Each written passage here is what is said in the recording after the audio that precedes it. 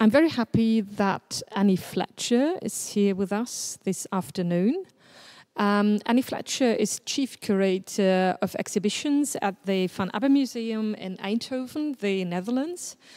She worked together with Tanja Bruguera on the so-called Museum of Arte Utile, which opened in 2013 at Van Abbe. Projects independent of the museum include After the Future at the EVA International Biennial of Visual Arts in Limerick in 2012. In Eindhoven, Annie curated solo exhibitions or presentations with artists such as Hitu Steyl, Sheila Gofta, David Malkiewicz, Jutta Köter, Kuratorin Evans, Deimantas Narkevicius, Minerva Cuevas, and the long-term projects Becoming Dutch, which ran from 2006 to 2009, together with Charles Esche, the director of the Van Abbemuseum. She was a co-founder and co-director of the curatorial platform If I Can't Dance, I Don't Want to Be Part of Your Revolution. As a writer, she has contributed to various magazines, including After All and Metropolis N. Today, we want to talk about the museum and how digitization and dematerialization challenge the traditional concept of the museum as a collecting art institution. I know that one should not cite definitions provided by Wikipedia too often, but the one I found on the museum is very interesting in regard to our Exposition Imaginaire. It's a very long article, and I think it has various authors, and it's covering the museum in general, but it's interesting because it starts like this.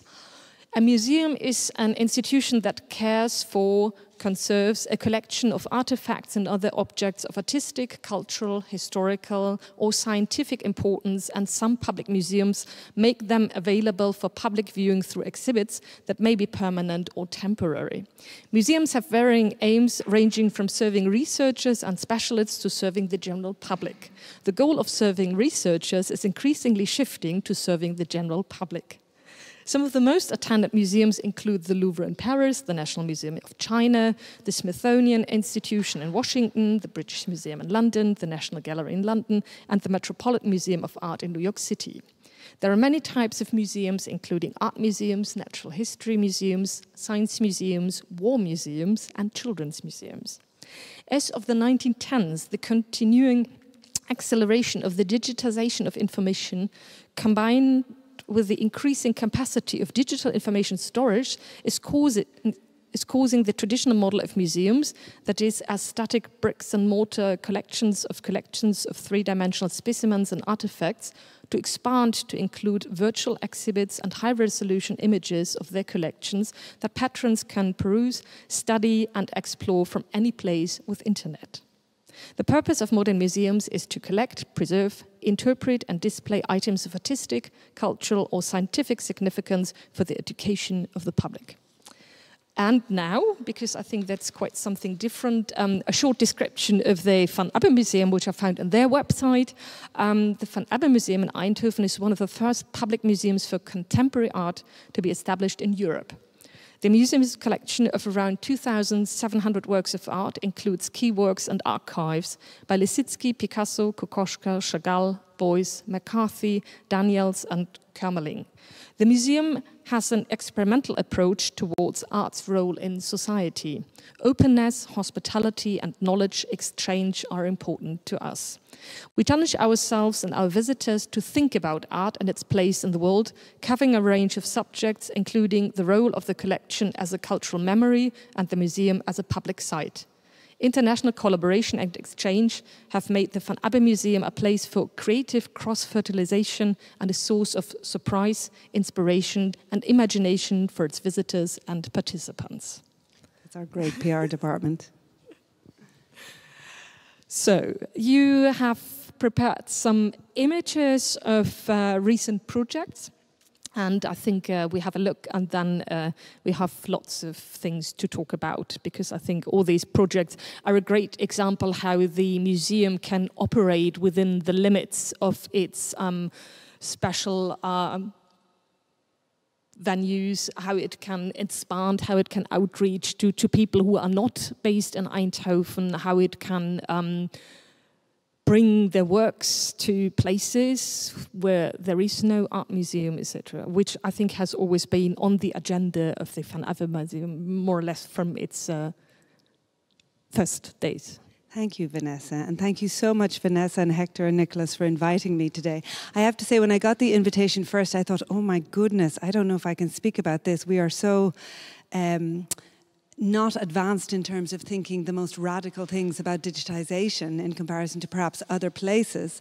But as I talked to Vanessa and as we talked more, I thought actually the kind of fundamental shifts I think that you guys are talking about in the last 20 to 30 years in relation to how we manage information, how information is dispersed, and how it sort of forms us and how we form knowledge as individuals as a result of how we access information. I thought, okay, yeah, we definitely think about that. So I'm starting maybe quite ironically with the building. So when we might be talking about the immaterial and the dematerialization and the dispersal of the museum, but facts are facts, and the museum was established in 1936, indeed, as Vanessa said, as a museum of modern and contemporary art.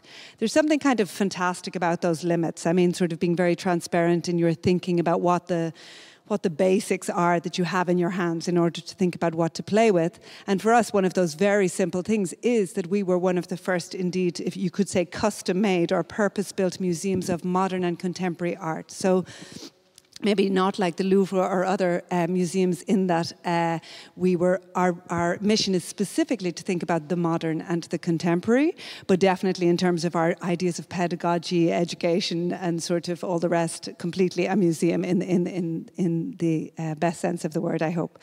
And so there's something great about the sort of focus of that, modern and contemporary art for us. And also, as Vanessa explained, our collection is not huge. You know, we are not, indeed, as we said, the Louvre or something, but we have a great collection. And a great collection that covers probably, in terms of how one would understand a classical canon, some really wonderful works from what is known as modern art in the 20th century and on into the 21st. And so we feel like that kind of limit and that kind of maybe smallness or precision around what we have allows us to think of ourselves as an example, allows us to rather be quite flexible and mobile in terms of how we deploy and use the building. And I think perhaps we've got to the stage more recently, and I'll come to that maybe at the end when we talk about things like a Museum of Art Utile. We're really more recently starting to think about ourselves in relation to notions of having users rather than visitors to the museum, and this really significant shift in the idea that the only encounter with art is a source of spectatorship and even disinterested spectatorship to one where the museum might be deployed by its users is perhaps exactly the kind of shift I think we might be trying to explore, and certainly from our perspective as a museum. So I'm going to take you through a few examples really of how we got there, and of course we're still figuring things out and using ourselves as a model from which to experiment. But I think there are certain sort of key projects along the way, often with artists and others, that have allowed us to start to think more fluidly about what we have in our hands and how we might deploy it. And one significant shift is indeed this idea of a shift from a spectator to a user. And the second one is indeed how to disperse the museum, how to think beyond this kind of architecture. Why do we assume that the usual patterns of museum making, which might be in relation to things like exhibitions and loaning your work to other places around the world, that those patterns need to stay the same, perhaps in a larger, more globalized world where we both know about more places in the world and we're aware of the fact how artificial the construct of the modern museum might be in a way, and how it might be read differently in different places. All of those things become interesting for us to kind of test out in a broader context as the world simply opens up through greater mobility and through greater digitization. So, I'm going to take you to an experiment that was developed about 5 years ago, and we actively started to work really intensely only with the collection. So I was curator of contemporary art and temporary art, in a way, temporary exhibitions in the Van Abbemuseum at that time, and I was kind of quite concerned when Charles announced that we were only going to focus on the collection. I thought maybe I'd have really nothing to do for a few years in the Van Abbe, but how wrong I was. There was an extraordinary period of about 2 or 3 years where the Van Abbe developed a project called Play Van Abbe, where we literally wanted to play with the terms of what we had in our hands. And we started to look at the collection in a series of 4 chapters that sort of examined the museum as a kind of time machine that narrates time in a very specific way. And of course, indeed, things like digitization have radically changed those ideas from the physical to the disembodied. And that became very interesting for us to look at. We also wanted to look at the roles, the rules and the roles for both the visitor and the workers in the museum, the people who produce the knowledge and the artists and everybody else involved. We wanted to look at the idea of the politics of collecting and the collecting of politics, how we might understand those roles when it comes and is framed by art and art practice and museums. And finally, we wanted to think about the world in the museum. Who comes in? What kind of subjectivities are we producing as we walk through the museum, or as we assume a public of some kind? And just like today, we don't know how many people are out there or who they are. It's very interesting to imagine a certain a set of subjectivities, and of course there will be many multiple and changing ones too. So all of those ideas, I suppose, have poured into how we think and talk and work in the Van Abbe. So what I'm showing you here is, in fact, in the second part of Play Van Abbe, a project by Superflex. And Superflex were very interested in the idea that the museum had, of course, lots of objects, and these are considered one-off original artworks, and one in particular was a sculptural work by Solowitz, and they suggested that we work on pushing the notion of what it might be in the age of the digital and in the age, of course, of mass production, which a lot of this minimalist work was considering even in the 60s and 70s. But what would it be to flout the notion of copyright for a museum? What would it be to think about Creative Commons and all of the other notions of ownership and sharing and usership that we might deploy in the museum instead of the classic ideas of ownership and spectatorship? And so they suggested that we build a factory in the museum, and right in the heart of the old building that you just saw, we did develop this factory. There was an exhibition of other works also, but this factory produced 15 new or 15 other Solowitz sculptures. This happened over a period of 2 months. The visitors to the museum could sign in for a kind of lottery, and if they won the lottery, then they got to take home their own Solowitz. And so there are 15 Solowitz in existence. Some are around mainly, I suppose, Eindhoven, where we live, Brabant. It was very interesting also in terms of scale. So many of people had this image in their head of the Solowitz that they saw and thought they could just carry it home, but it's really huge. So there was all kinds of sort of drama and interesting stories about people having to hire vans and get more people to bring their Solowitz home and trying to fit them and thinking they could fit them inside and they couldn't. And so there are all kinds of negotiations around the idea of what it is to have a Solowitz and what it is to be outside of the place in which it was probably constructed for, a white cube. Yes? No, there were more works, but the main room at the back of the exhibition was converted into this live factory. And then, in fact, I hope I have an image here. Yes, we actually made a big show called Between Minimalisms, which sort of looked at the type of practice that we had in our collection that could give a context to the Solowitz. So you can, of course, see Dan Flavan. And this was all curated by Solowitz themselves, by Superflex. So they really looked at our collection and tried to give a context to this sort of a reloaded version of Solowitz itself.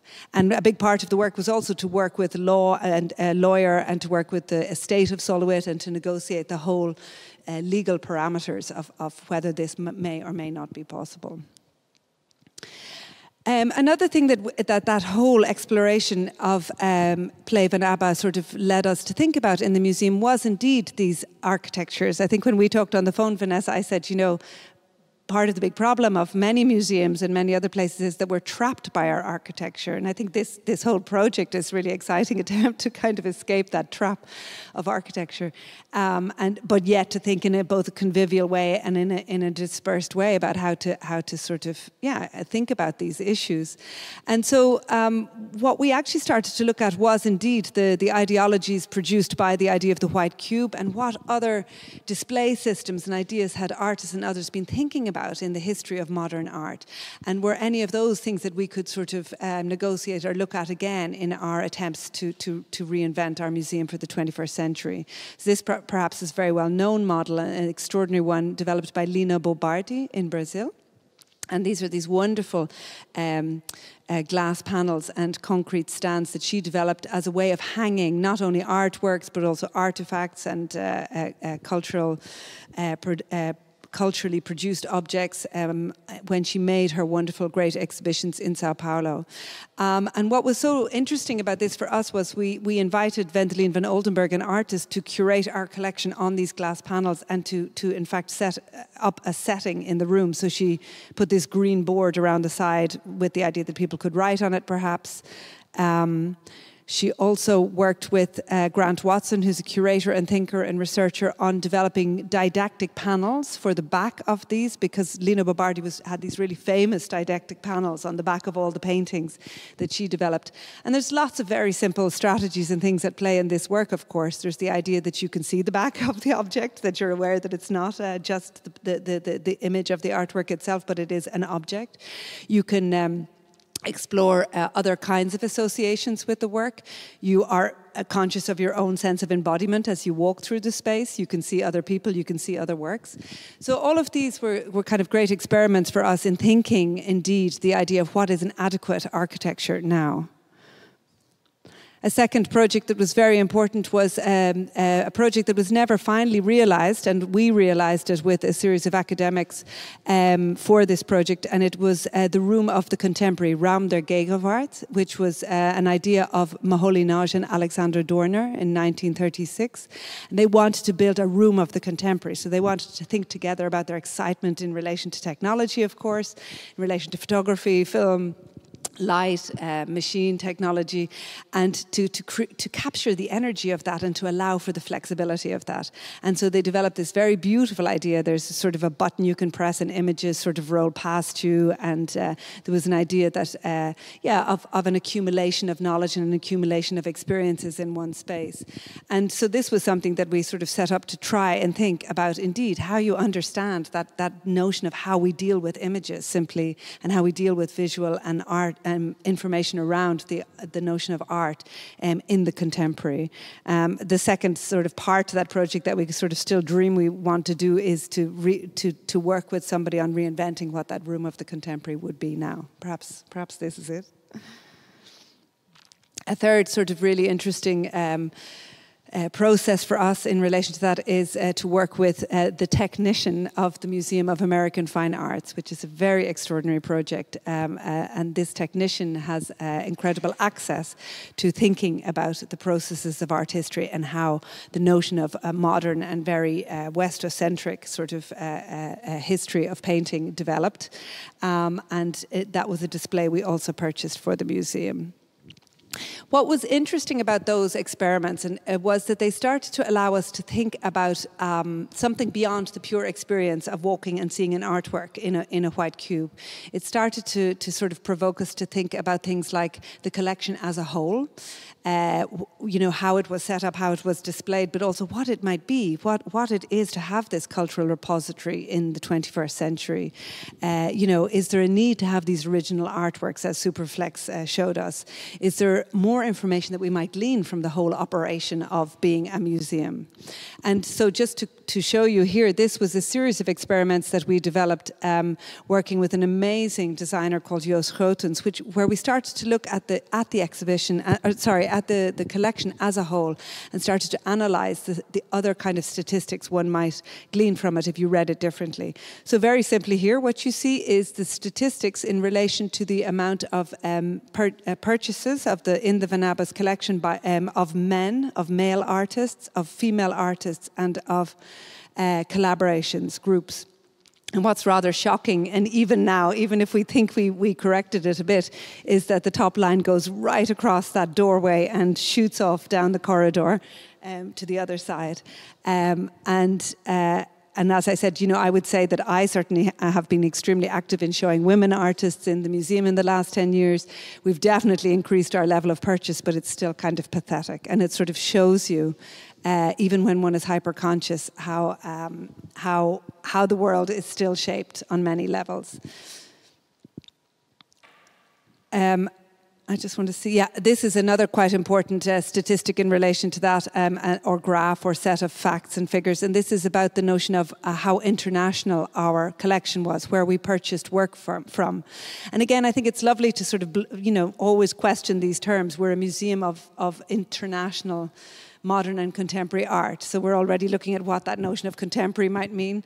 This idea of international, from where exactly is international if one looks at many of the great museums in Europe in the 20th century?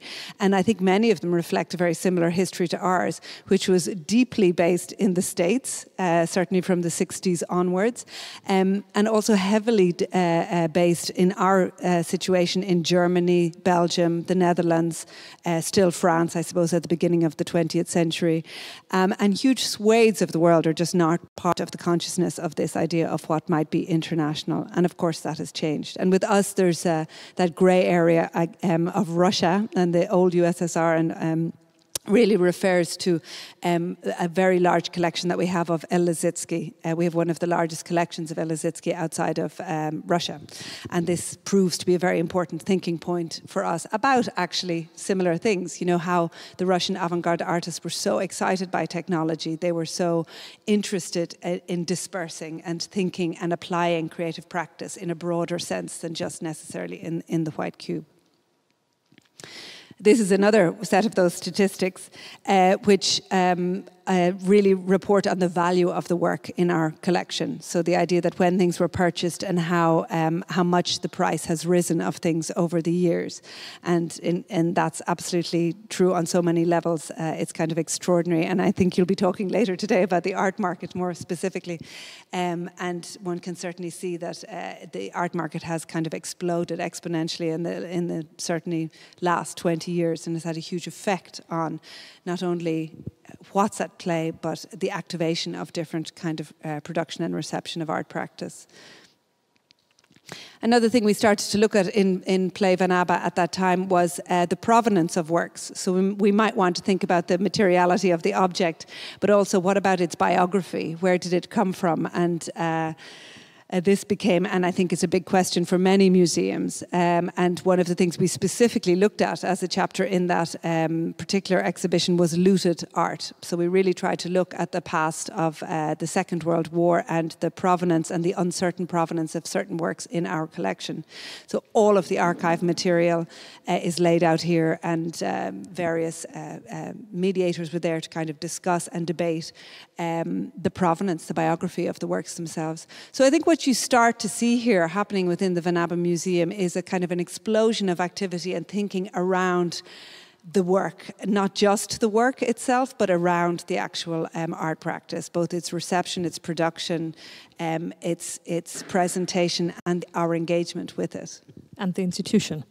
Absolutely, and the institution, how the institution is framing it and classifying it. Absolutely, yeah. And another project which I always like to show, especially in relation to that Solwit project, where we were so busy sort of flouting copyright and flouting the idea of the aura of the original and all of those ideas.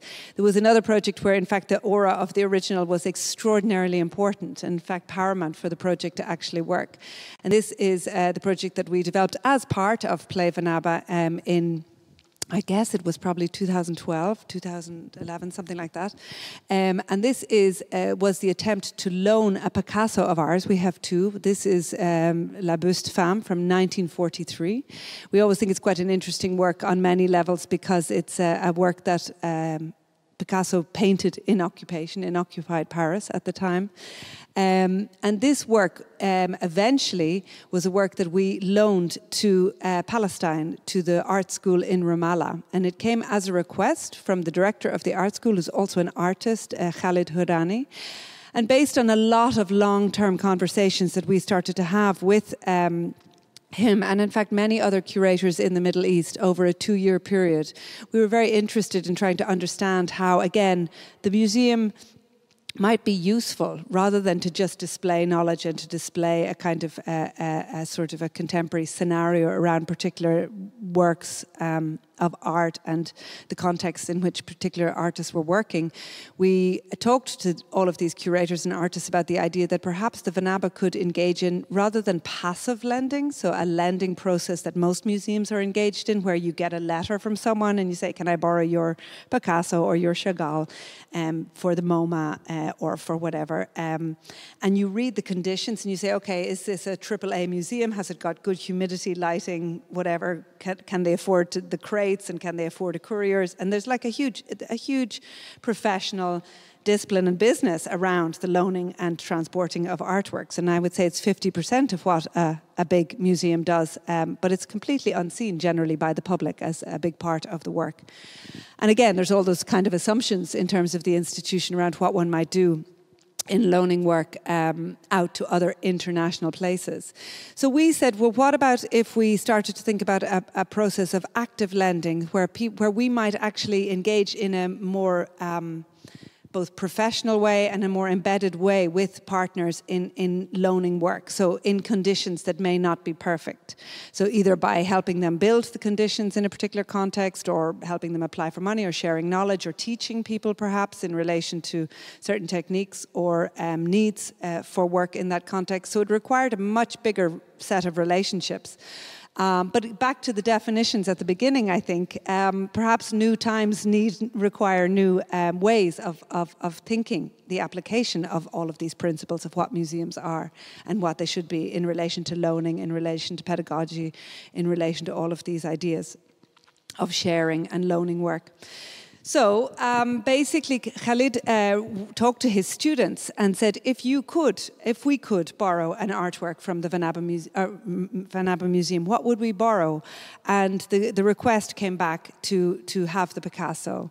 And I think this was really a kind of slightly a lament and slightly a complaint, and maybe just a really horrible reality. But many of the students, and Khaled himself, said, we will never get to see a Picasso. And the huge irony of this situation is there's probably about 7 or 8 fantastic Picassos in Tel Aviv in the Israeli museum. But for many people, for many Palestinians, this is just not an issue to be able to go 15 minutes up the road to actually visit these Picassos. And so it began a huge and very elaborate process for us to bring the Picasso to Palestine.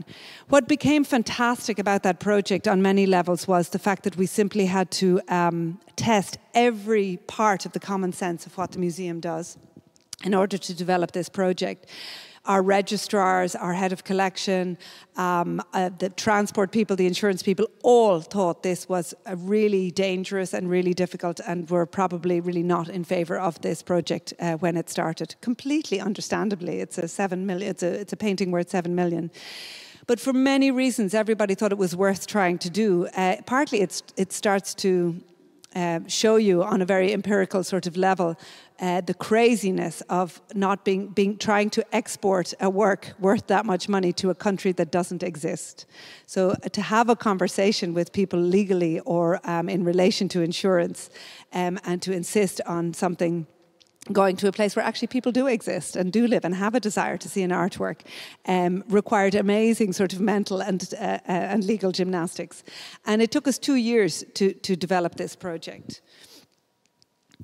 This is our head of conservation, who was obsessively worried, of course, about the work and what might happen to it when it arrived.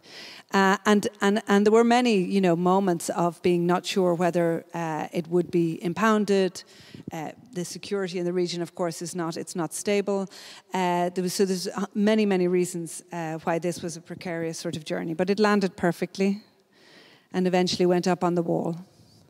And I think, and these are, for better or worse, museum conditions in which our buste femme was exhibited in Palestine. Well, what was fabulous, I think, for me about that project was that it produced so many narratives. We had a narrative, of course, from the Van Abbe. Khaled had a narrative as his artwork. He believed it's his artwork, that he had this concept to develop this project. Another artist that he invited made a wonderful film about the whole process, a filmmaker, so that was produced. And then there was also a really amazing graphic novel developed by Michael Baer, which was called Picasso in Palestine, an oral history. It's wonderful. It's really worth seeing if you are interested, and it is online, because it talks to everybody. It talks to the registrars in the Van Abbe. It talks to people who visited it for the first time. It talks to Israeli politicians. It talks to Palestinian politicians. It talks to all kinds of people who try and dissemble, what was at play in this moment, in this kind of moment of punctuating all of the common senses and trying to do something else. It was one of those first moments where I think we really used the artwork to do something. So this idea of use, actually deploying the work. The work was absolutely important, as I said, in its originary status. It was very important that it wasn't a replica and it wasn't something else. It was the real thing for all of the reasons of having that experience. But it also, to use the artwork in this way, became extremely important. And for us, that's we can show artwork absolutely all the time, and we do it, but it starts to get very interesting when you think how you can deploy both the people of the museum, the artworks and the things, the knowledges that we hold, in many ways in society. And this chance to sort of feel resonant or urgent again within society is something that we're constantly asking ourselves. And I think this was one quite interesting example. Which was even invited to the documenter. Yes, exactly. Khalid was invited to document, which was fantastic. And I don't think the film was completely finished then, but they showed a version of it, and there was like all this documentation from CNN, and so it was clearly considered a super important moment, and I think it was, yeah. This is another way in which I really liked when you guys again were talking about this project, that you talked about Malraux and this idea of the Musée Imaginaire and the idea of constellating images. And I think both Malraux and, of course, Abby Warburg, and this idea of how they talked about the idea of bringing together images, and that maybe the work of the viewer and the work of knowledge is to read the constellation of things with each other.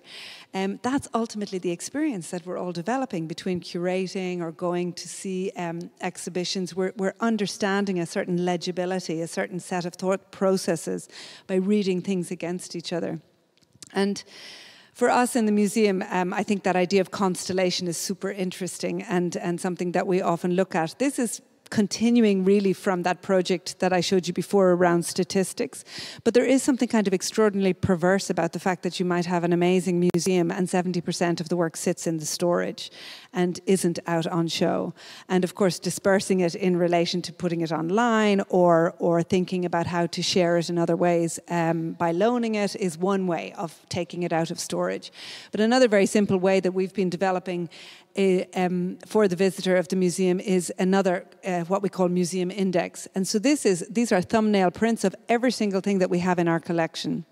And they're color-coded, and they have arrows on them. And the arrows refer to whether the work is on loan or in the exhibition. And the colors, you can see that things sort of go from black to red. And the red works are generally the works that are the most expensive in the exhibition, and the brown are probably, the least expensive. And these are questions that are asked all the time. These are kind of narratives that are produced by visitors in relation to collections all the time. I mean, any sort of guard can tell you that these are kind of questions. And so we've simply sort of brought those all together. This is our registrar, Marcia, who every 2 weeks changes this. So it's really something that, and I think this is something really interesting in relation to that idea of the dematerialization of the art object and how we might tell other stories, is that notion of temporality. the notion that time changes, of course.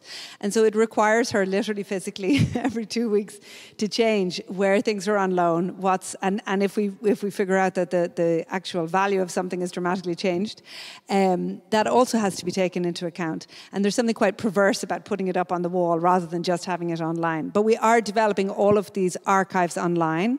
But it seems nice to also allow for people who are experiencing the artworks other narratives while they're physically in the building. So there's kind of two ways in which to share this. And I think, you know, a bit what I showed you earlier about that line of all the male artists, the physicality of seeing that is something very particular. We can definitely show it online, but I think there's something amazing about sort of seeing that it goes past the door and on further. So I think the great gifts of digitization have been to allow us to expand the ways in which we think and share. But I'm definitely an advocate of thinking both the dematerialized way of experiencing knowledge and still enjoying and thinking through the notion of being embodied. And I think it's about how we apply the interesting thoughts that are produced by these possibilities. And we're not there yet. I mean, I still don't think we've even half understood the potentials of where we are in relation to the methods we deploy. So this is really all the 2,700 artworks in thumbnail size on the wall. Size. Yeah. And there's currently a kind of, we're working on an e-publication. One of the very nice things, just to explain, we work with a broader, what we call Confederation of Museums. It's called the Internationale. Might give you some clue to our politics, the title. But and the museums that are in this confederation are the Reina Sofia in Madrid, the Muca in Antwerp, the MACBA in Barcelona, the Moderne Galleria in Ljubljana, and SALT in Istanbul. All of whom are really interested in thinking this idea that we have these buildings, we have these cultural repositories, how do we deploy them, how do we share them, and how do we also lobby for their importance within Europe in a time when culture is increasingly marginalized and institutions like ours are increasingly sort of besieged by cuts and pressures to change our activities. And so this model of being a confederation, of trying to think collaboratively and together, is very important. And so we're working now on a set of museum indexes that might consider all of the collections together, which I think will be just really interesting. This comparative model will be exciting for us, if not very complicated. So that will be something eventually that comes. And we run a digital platform called the Internationale online, where many essays and images and artworks are displayed in conversation around all of these ideas, if you're interested to see them. That's the whole lot. So like I said, there's something quite clunky and funny, I think, about putting it on the wall, but something very nice also. Have I much time left? Are we okay? I mean, if we want to discuss some of the projects, we should come to an end with the presentation. But on the other hand, I find it extremely interesting. Well, so I'll skim through maybe Artu Thiel very quickly, and then I'll go to Limu, and then we can just discuss. That would be great. I would very much like to hear what you think. So Artu Thiel is a project indeed, as Vanessa said, where we invited Tanja Bruguera, the artist, and I think there was something very extraordinary about the fact that we invited her to do a solo project. So she could have really done a solo of all of her artworks, but she decided in a very radical, I think, and interesting way to use the museum, to suggest that the museum should be repackaged, remobilized, to produce an art movement called the movement of Artu Thiel. So we should become the Museum of Artu Thiel. Of course, it's a very theatrical conceit, nevertheless an interesting one. It sort of suited the way we started to think beyond ideas of the autonomous art object, beyond the ideas of the white cube. And so she's been teaching and thinking about Artu Thiel for a long time. And just to explain quickly, she refers to the idea of utile as a term that refers to something being useful. But it goes further than the English translation, encompassing the idea of a tool or a device. So it's not just that something's useful and can be used, but it's also a mechanism or a tool to be useful. So I think this slippage between use and tool is very important, and that's why we used utile rather than use, because use is a rather blunt idea that almost makes you think of pure instrumentalization rather than any sense of agency through practice, and I think this is kind of what you wanted to look at. Bruguera states that art utile moves beyond a propositional format into one that actively creates, develops, and implements new functionalities to benefit society at large. And again, you'll see that we use she suggests, which is very nice, that Duchamp should basically be replaced into the bathroom. She said it's time now to actually be useful in society. You know, it's enough of this framing. Let's actually, and another very interesting philosopher, Stephen Wright, talks about the idea that art might have a double ontological use. So it may be useful as in and of itself, as an artwork, in relation to edification and education, but it also might be deployed elsewhere. And again, these multiple possibilities, I think, are things that ideas of usership might have activated in us some way. I'm not going to go through the whole thing because it would take too long, but what was interesting was we set up a kind of set of crazy criteria, which were really, I mean, they were quasi-scientific, but we wanted to think very much about how museums brand art movements. And I'm saying this, I don't mean to be cynical at all, but it's very interesting to start to think about the notion of expert culture and how we have developed definitions for particular art movements. And I would say they're probably more fluid than they become in relation to things like the art market and the fetishization of particular types of practices, which tend to reify these kind of definitions often, and different schools of thought and different schools of activity. Whereas, in fact, of course, these things are always very exciting when they're fluid and people want to discuss them in different ways. So we developed a series of very pragmatic sort of criteria.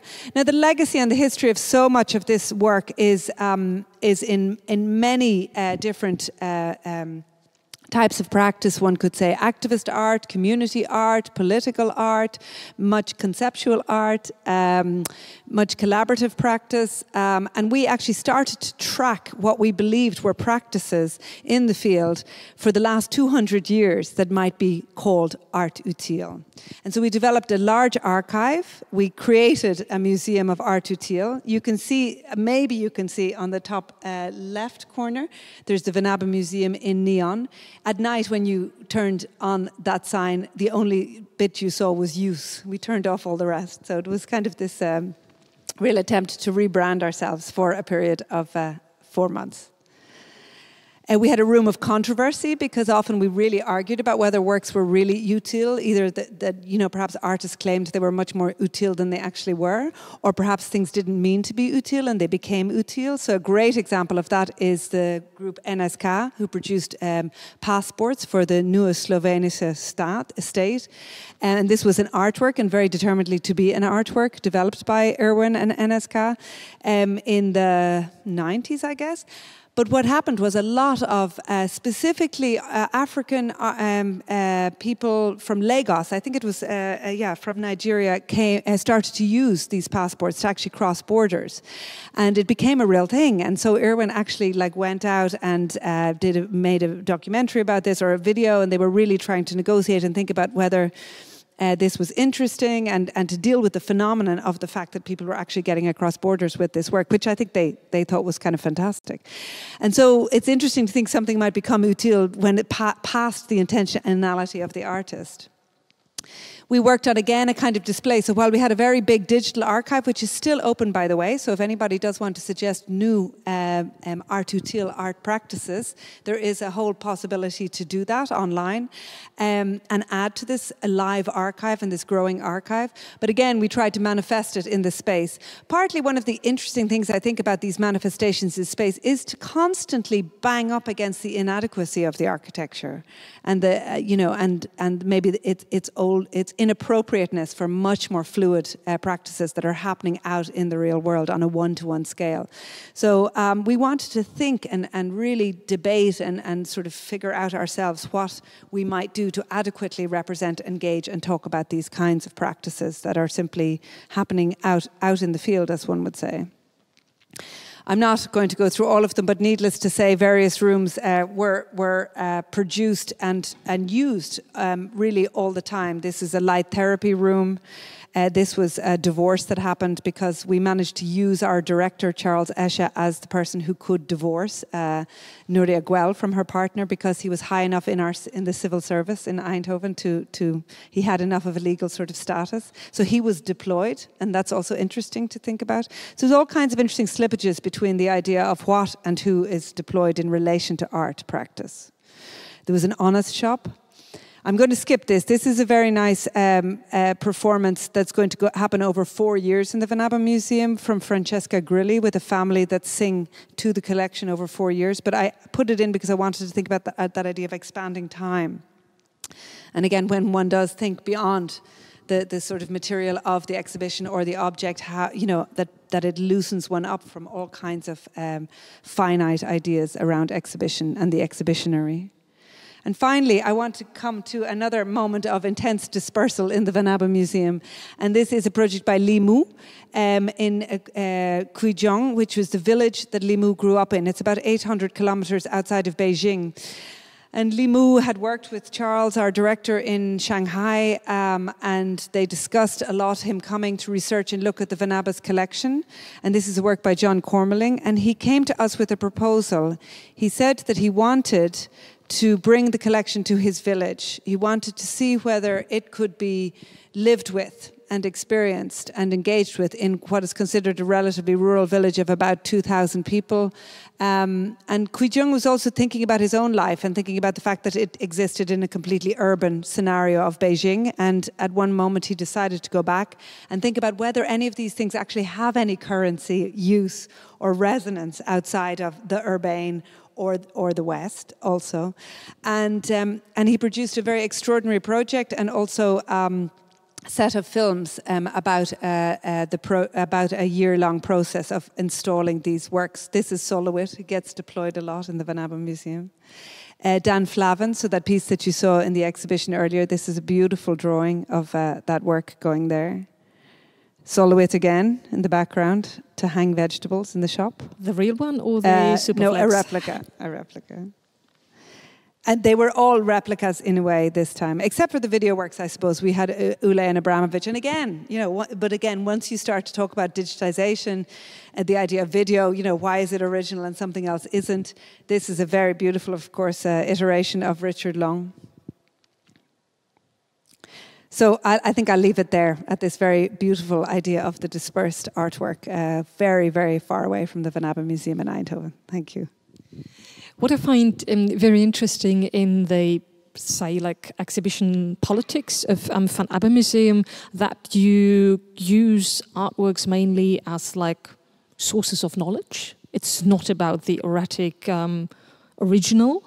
I think lots of ideas from the play Van Abbe especially remind me a bit of like Alexander Dorner, one of the very early directors of like a museum of the contemporary, because he was also very much into the idea that you could combine like real works and copies of works. I mean, he did not believe in the uniqueness of the artwork. He also had like the idea that you could like, at that time you said like educate the people via art, and of course he was very political. He closely collaborated with Moholy Notch. Is that a figure that played a major role in rethinking the institution?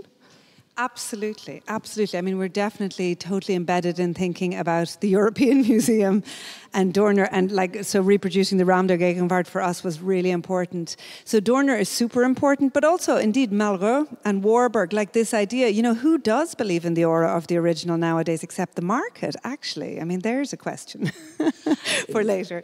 No, but also like, I think lots of big museums believe in the original. I mean, if we look at the Kunsthistorisches Museum, what they have on display is their like masterpieces. It's the AAA collection, and the rest is like in the storage more or less forever. And of course this is one of the most visited museums in Europe because they have the original Vermeer, etc. But on the other hand, I mean, that's what also like influenced us when we came up with the idea of the exposition imaginaire. I mean, if you look at the Vermeer, you hardly see the Vermeer. It's better to look at the Vermeer via this like Google Arts project, which of course was developed in order to make these works accessible to people who don't have the possibility to ever see a Vermeer in their life. No, I mean, of course, I totally agree. I think it's and. I mean, I'm, of course, showing you, because I was asked to talk about this, the most polemic works, but we have lots of very beautiful white cubes in the Van Abbemuseum, and there's absolutely the possibility to experience the classic moment if one wants. The question, but it's not the leading thought for us. But I mean, that's why I showed the Picasso, because actually the notion of the aura of the original in that particular situation was extremely important. So I think they all exist, and all of those value systems exist. I guess we're quite interested in playing them off against each other. And I think Dorner is super important to us. I think Malraux is really a really important thinker, but also Lissitzky, you know, and the whole Unovus project. But also the other thing, like I was trying to explain, that the Van Abbe is very small and it's only had 5 directors in its history. So it's very easy to look back at its history and the legacy. So people like Jean Lering or Rudi Fuchs, the directors, for some reason this particular museum at a particular moment has such an amazing legacy of experimental directors, given its scale, given its location. So there's lots of really interesting histories that we think through, as well as the artworks and their history. Eindhoven, as you said, is a rather small city at the edge of the Netherlands, in Brabant. And I mean, here in Vienna, or like in general, lots of discussion about the success of an art institution is related to the numbers of visitors, which is a trap, I would say, that we try to escape by coming up with proposals like this, non-exhibition. Has that also been like a driving force behind like this questioning of the museum as a storage, as a platform for presenting art, as a container of knowledge, that you want to reach beyond the limits of the physical space?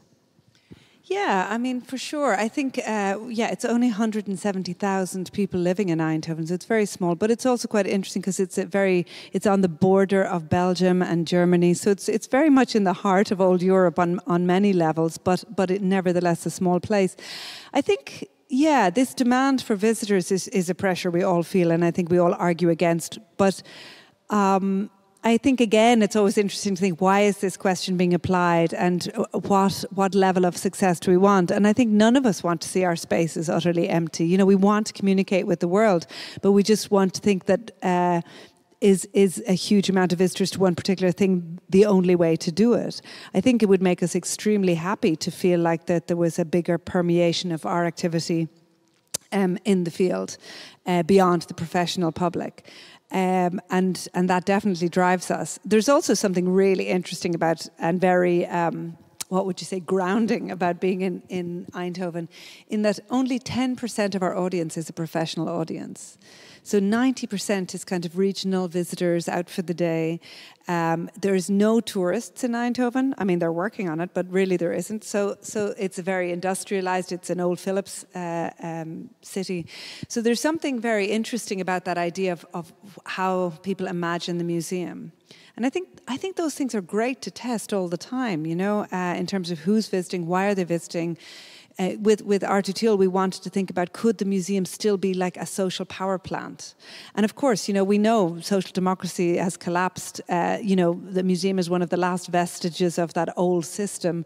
We're like these zombies holding on to a sort of a past status, which still allows us to speak on behalf and to the state, which is quite interesting.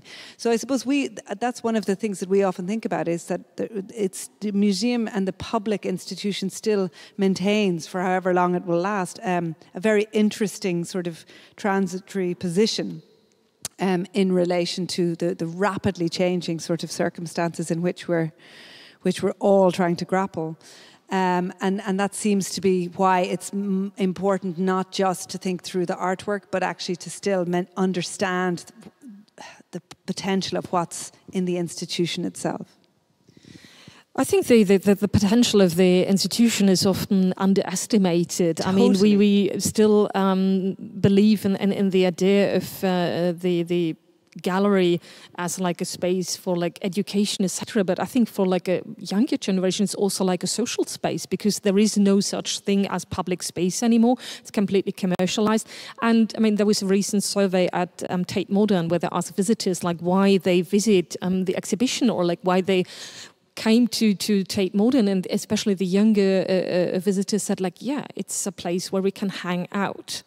And I think we really have to actively like support this kind of possible space, which is also like an open space. And what I liked very much about your presentation, or like about Van Abbe's policy in general, is this like shift from like spectators to users, which also, of course, like points to the limits of the digitalization of the museum, because of course like you can make things like available or accessible, but up until now there is not very much space for like feedback. So I mean the limits of like using a collection via digitalization is limited. You can click on it's very passive. Have a look, or like it's very passive. You can make like your virtual collection, but I think what's really like crucial is this like exchange between people, and also I mean you provide lots of information, but at the same time you mediate this information. What I liked is that you showed this photo where the head of collections, the registrar, was in the space, like putting her like, what was it, like green stickers to like works which are or will be on loan to other institutions, because then as a visitor you can ask like, you know, could you please explain this like cryptic color code, or what does it mean, or for instance, how do you, I would be interested in the question, how do you know the actual value of your artworks, because I mean the art market has like its own definition of the value of an artwork, whereas the museums, of course, like I think we do insurance. Yeah. I think that's how it's generally. But yeah, exactly, that you can ask, and it's like everybody's implicated, and I think this is really important. We started to understand that. I mean, where Charles is doing the divorce, you know, or something that, which is amazing. Yeah, I think that's something so very funny. Dutch.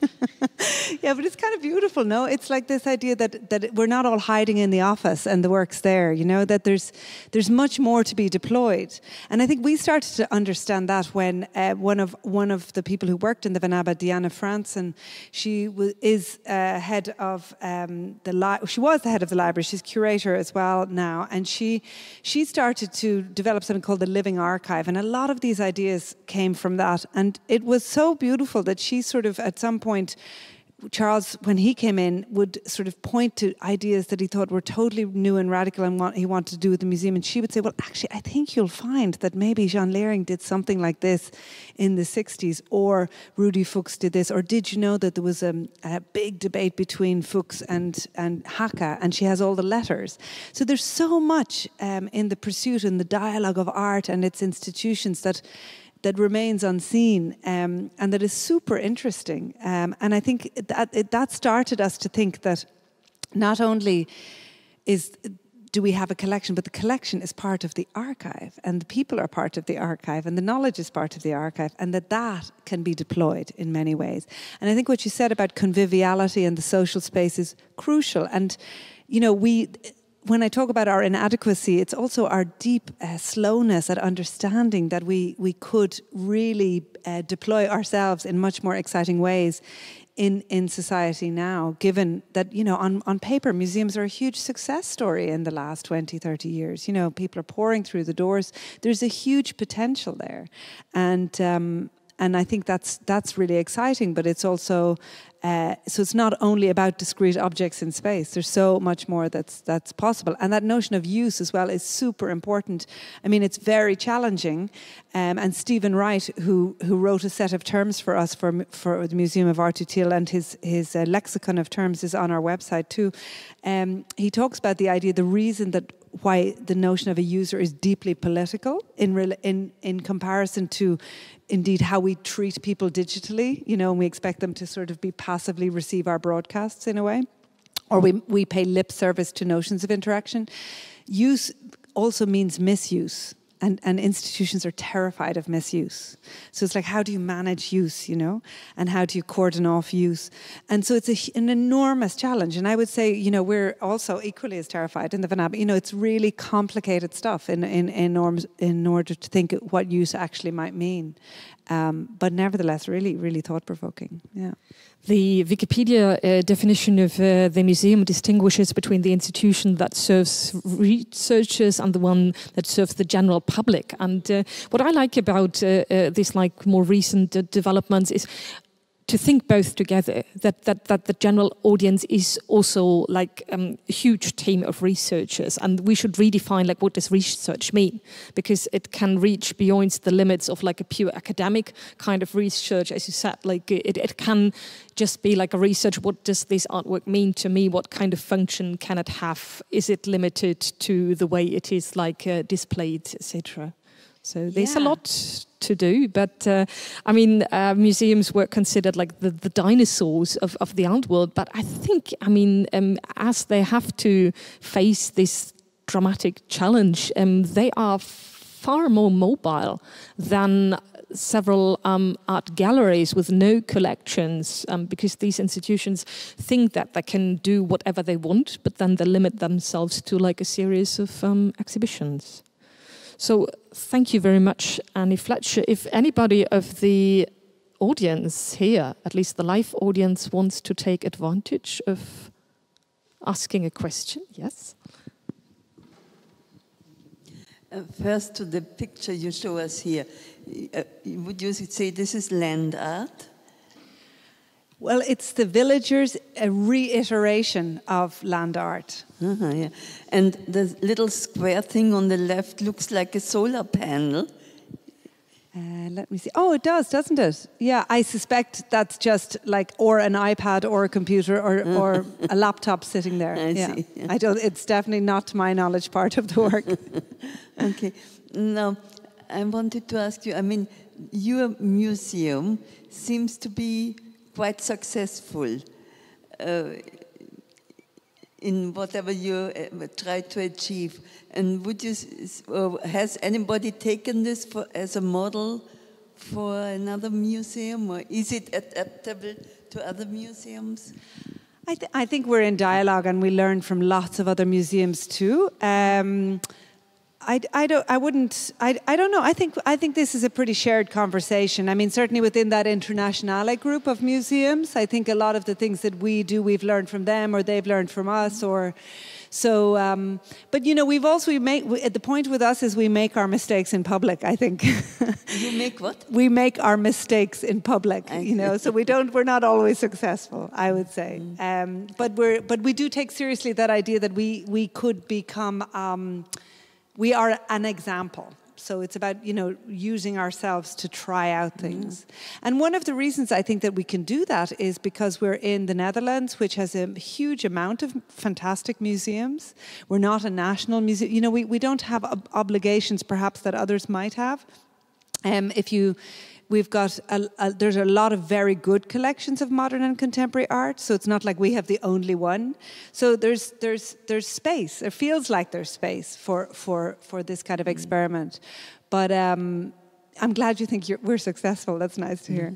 No, because it seems you do get the public to come. Yeah, but I mean, our publics are not huge. I mean, they're certainly, and they wouldn't provide a main source of income in a way. I mean, they're pretty good for the region, but they're not. Again, I would say we would have a larger virtual sort of reach, perhaps.